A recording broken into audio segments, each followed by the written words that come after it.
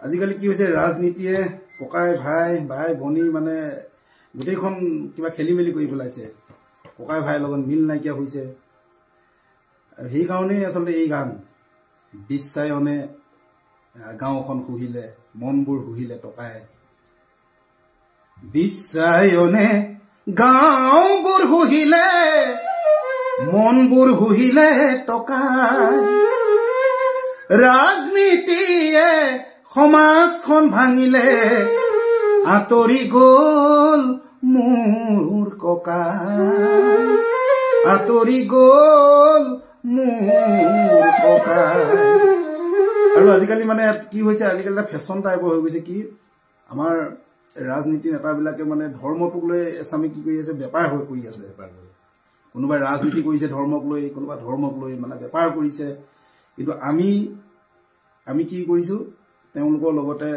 মানে হাত চাপৰি বজাই আছো আমি জনাসকলে জানো যে এইটো বেয়া হৈছে কিন্তু ক'বলৈ মানে কোনোৱে মানে সাহস নকৰো বা জানিও আমি ক'ব নিবিচাৰো কাৰণ আমাৰ বজাৰখন বেয়া হৈ যাব গতিকে ঠিক তেনেকুৱা এটা গীত বিশ্বায়নে গাঁওখন শুহিলে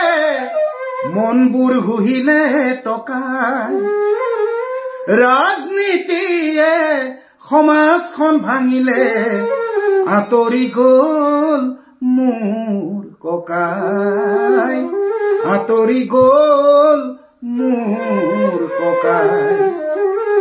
ধৰ্মৰ বৰ ঘৰত নেতাৰ খোজ পৰিলে সেইদিনাই বিভেদে থিতাপি ল'লে ধৰ্মৰ বৰ ঘৰত নেতাৰ খোজ পৰিলে সেইদিনাই বিভেদে থিতাপি ল'লে জুই লগা শব্দই সমাজখন ভাঙিলে জুই লগা শব্দই সমাজখন ভাঙিলে ইভাগে নোৱাৰি বলে ইভাগে নোৱাৰি বলে আৰু বৰ ঘৰত কি হৈ আছে সকলোৱে আমি জানো আৰু সেইকাৰণে আমি শেষৰ ফাললৈ গাইছো বৰ অসমৰে বৰ ঘৰ ডুবিলে বৰ নাম ঘৰতে চাকি ধূপ জ্বলা বৰ নাম ঘৰতে চাকি ধূপ জ্বলা বুঢ়া লুইতৰে বানে গড় ভাঙিলে বান্ধু গৈ মিলি ঐ সকলো ওলা বুঢ়া লুইতৰে বানে গড় ভাঙিলে বান্ধু গৈ মিলি ঐ সকলো ওলা পিৰালি চুকতে লংবন গজিছে চকুত মোৰ পুৰণি উঠে বৰ চাং ঘুনে খাই গৃহস্থৰ খবৰ নাই মকৰাই মায়া জাল গুঠে পিটনি ভৰিলে বিষ মেটেকাৰে পুখুৰীত ভৰিলে পুনি সাৱধান হবৰ হ'ল শিঙি মাছ সোমালে সাপেও পাৰিলে কণী সাপেও পাৰিলে কণী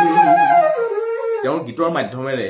যে সমাজৰ প্ৰতি তেওঁৰ এটা দায়বদ্ধতা আছে আৰু গীতৰ মাধ্যমেৰে সেয়া তেওঁ দিব খোজে আৰু ৰাইজে কেনেদৰে আঁকোৱালি লয় সেয়া ৰাইজৰ কথা কিন্তু তেওঁৰ যিটো কৰ্তব্য সেই কৰ্তব্য তেওঁ পালন কৰি আছে গতিকে আমি ৰাজীৱ ভটিয়াক ধন্যবাদ জনাইছো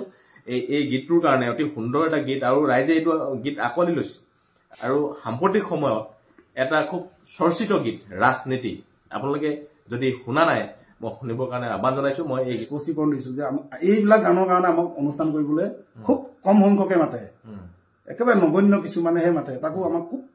কম পইচাত মাতে আমি এই গানবোৰ যে বনাওঁ